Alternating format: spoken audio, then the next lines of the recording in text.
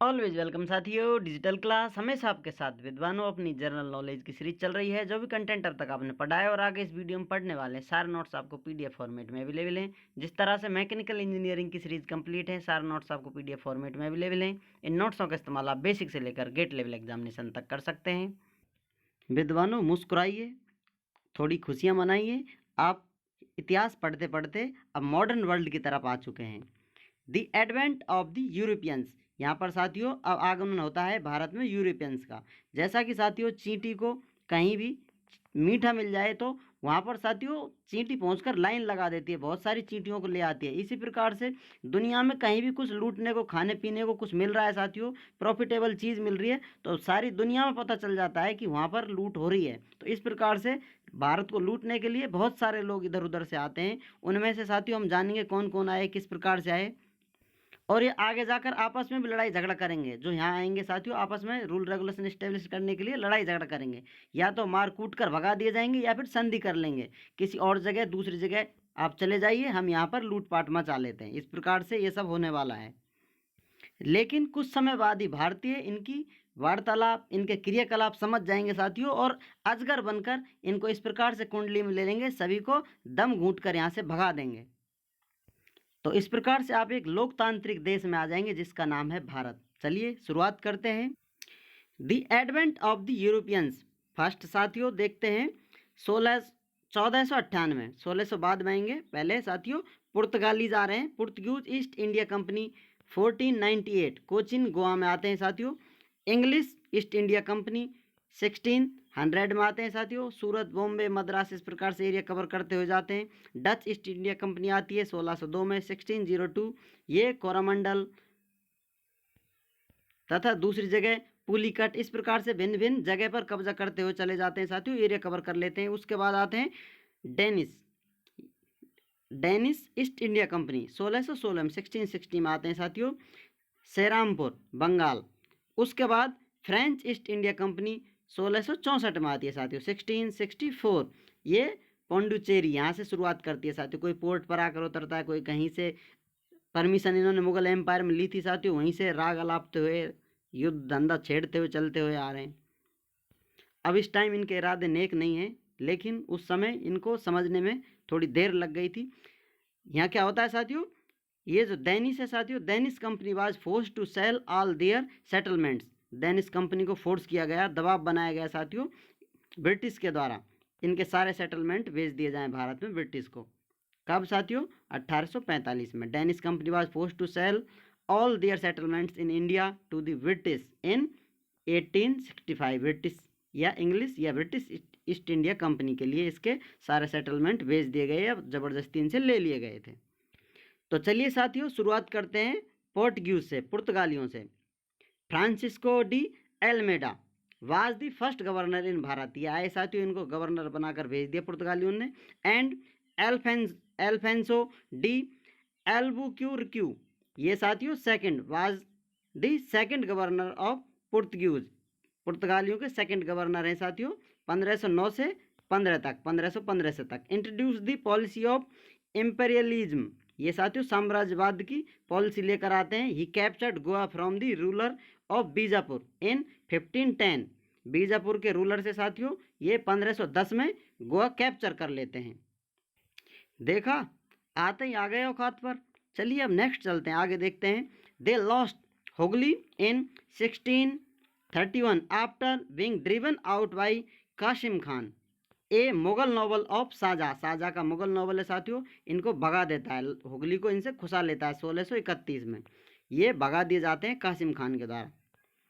In 1661 the king of Portugal gave Bombay to Charlie second of England as dowry when he married the former sister.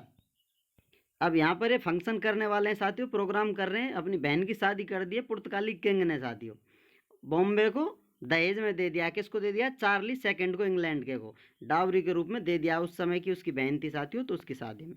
वाह, चल रहा है programme, चोरों में सौदा हो रहा है, चोर चोर मौसेरे भाई। दी मराठाज कैप्चर्ड सालसट्टे एंड वेसिन, यहाँ पर साथियों मराठा इन पैसे सालसट्टे और वेसिन खुसा लेते हैं 1739 में, 1739 में।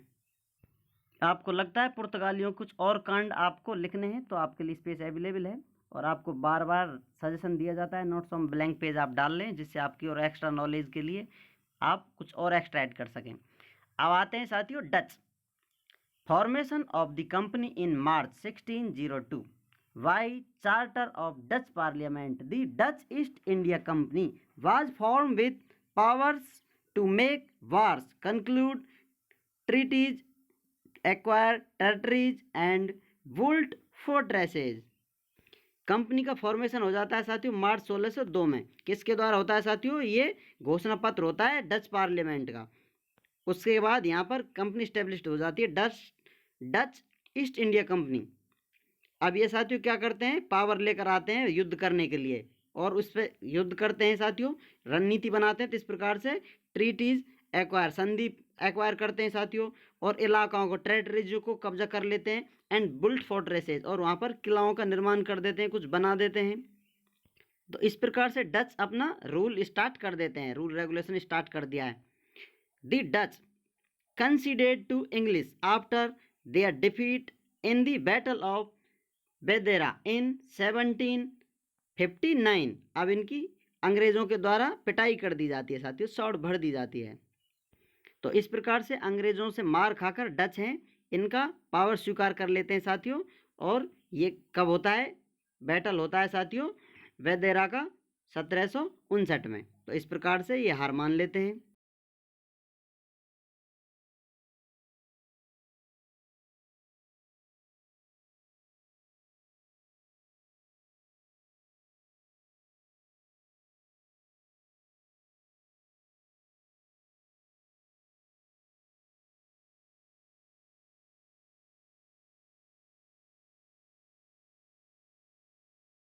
मुनाफा चाहिए तो इस प्रकार से घूमते हुए यहाँ पर आए। तो इस प्रकार से यहाँ देखते हैं आकर, और समझ लीजिए यही वो चींटी है जो 1599 में आई थी, 1599 में। उसके बाद captain William Hawkins arrived at Jahangir's court 1609 में साथियों। उसके बाद लगभग 10 साल में यहाँ पर कोर्ट में आते हैं, seek permission to open a factory at Surat. तो यहाँ पर जहांगीर की कोर्ट में आकर परमिशन मांगते हैं कि सूरत में एक फैक्ट्री हमको लगाने दीजिए।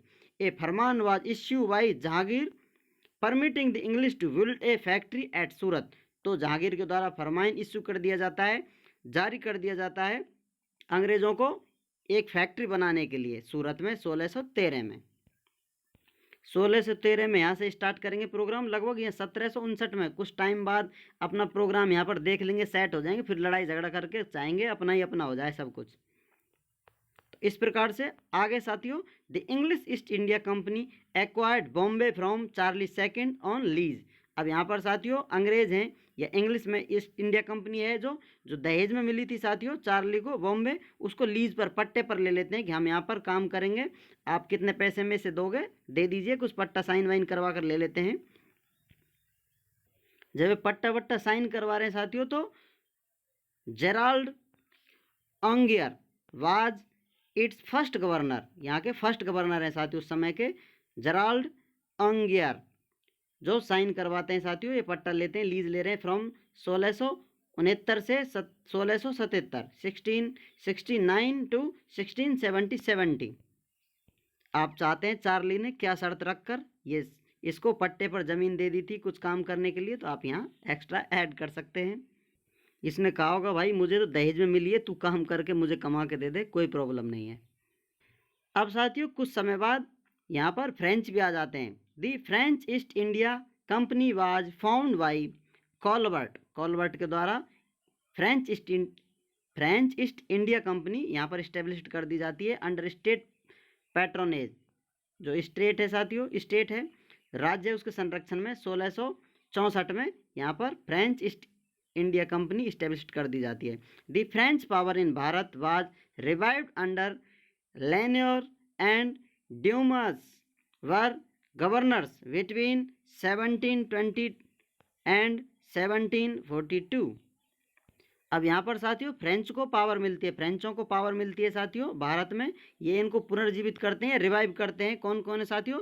लेन्योर एंड ड्यूमास, ये हैं साथियों गवर्नर हैं, गवर्नर रहते हैं 1720 में और 1742 में गवर्नर रहते हैं। दे ऑक्यूपाइड माहे इन दी मालाबार, ये माहे पर कब्जा कर लेते हैं साथियों, कहाँ, मालाबार में। Coromandel and Karaikal in Tamil Nadu ETC। इस प्रकार साथियों ये रहते हैं इधर उधर, कब्जा करते जाते हैं। तो इस प्रकार से ये माहे मालाबार में, कोरोमंडल, कराईकल, इस प्रकार से ये कहाँ है साथियों, कराईकल तमिलनाडु में। इस प्रकार से जगह कैप्चर करते रहते हैं, हिंदुस्तान में अपनी जड़ जमाने लगते हैं। अब यहाँ पर ऑलरेडी इंग्लिश है, इंग्लिश ईस्ट इंडिया कंपनी है साथियों, तो ये एक दूसरे को समझेंगे और आपस में लड़ाई झगड़ा करेंगे, तो यहाँ पर इनका फिर युद्ध होगा।